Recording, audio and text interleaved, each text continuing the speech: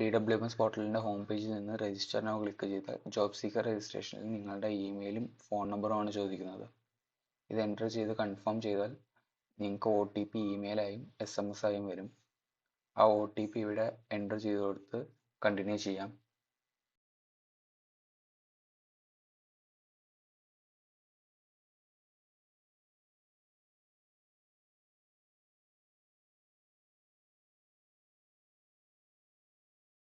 അടുത്തതായിട്ട് വരുന്ന പേജ് നിങ്ങളുടെ പേഴ്സണൽ ഡീറ്റെയിൽസ് ആണ് ചോദിക്കുന്നത്. ഈ ഡീറ്റെയിൽസ് ഒക്കെ തെറ്റ് കൂടാതെ തന്നെ ഫില്ല് ചെയ്യുക. ഈ പേജ് വഴി തന്നെ നിങ്ങൾക്ക് നിങ്ങളുടെ പാസ്വേഡും ക്രിയേറ്റ് ചെയ്യാം.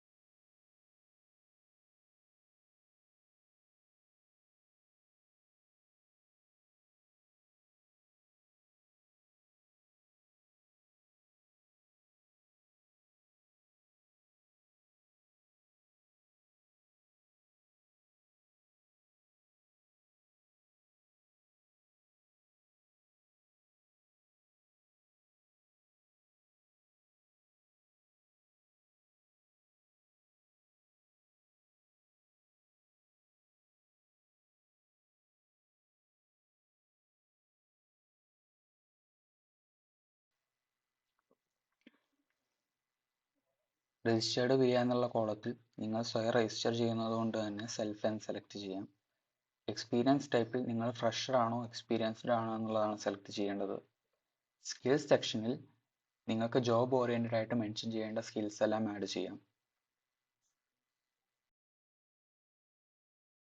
ഇത്രയും സ്റ്റെപ്സ് കംപ്ലീറ്റ് ചെയ്താൽ നിങ്ങളുടെ DWMS രജിസ്ട്രേഷൻ കംപ്ലീറ്റ് ആവും. അതിനുശേഷം DWMS പോർട്ടൽ ഇമെയിലും പാസ്വേഡും കൊടുത്ത് ലോഗിൻ ചെയ്യാം. ലോഗിൻ ചെയ്തതിന് ശേഷം പ്രൊഫൈൽ സെക്ഷനിൽ നിങ്ങൾക്ക് നിങ്ങളുടെ എഡ്യൂക്കേഷൻ ഡീറ്റെയിൽസ് കൂടി ഫില്ല് ചെയ്യാനുണ്ട്.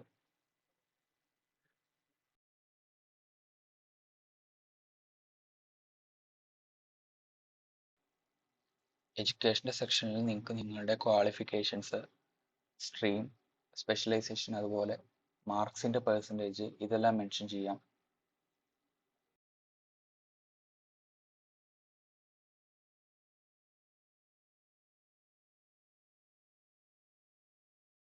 ഇത് കംപ്ലീറ്റ് ചെയ്തതിന് ശേഷം നിങ്ങൾക്ക് ഡാഷ്ബോർഡിലേക്ക് തിരിച്ചു വരാം.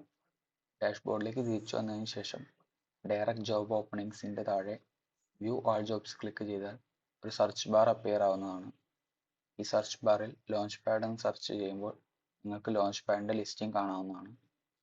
ഇവിടെ നിന്ന് നിങ്ങൾക്ക് ലോഞ്ച് പാഡിന് ഡയറക്റ്റായി തന്നെ അപ്ലൈ ചെയ്യാം. അപ്ലൈ ചെയ്തതിന് ശേഷം നിങ്ങളുടെ മെയിൽ ആപ്ലിക്കേഷൻ എടുത്ത് ലോഞ്ച് പാഡിൻ്റെ സൈഡിൽ നിന്ന് നിങ്ങൾക്ക് കൺഫർമേഷൻ മെയിൽ വന്നിട്ടുണ്ടെന്ന് ഉറപ്പുവരുത്തുക. ഇത്രയും സ്റ്റെപ്സ് സക്സസ്ഫുള്ളി കംപ്ലീറ്റ് ചെയ്ത് കഴിയുമ്പോൾ നിങ്ങളുടെ DWMS വഴിയുള്ള ലോഞ്ച് പാഡിൻ്റെ രജിസ്ട്രേഷൻ കംപ്ലീറ്റ് ആവുന്നതാണ്. വീഡിയോ ഫോളോ അപ്പ് ചെയ്യാൻ കഴിഞ്ഞെന്ന് വിചാരിക്കുന്നു. Thank you.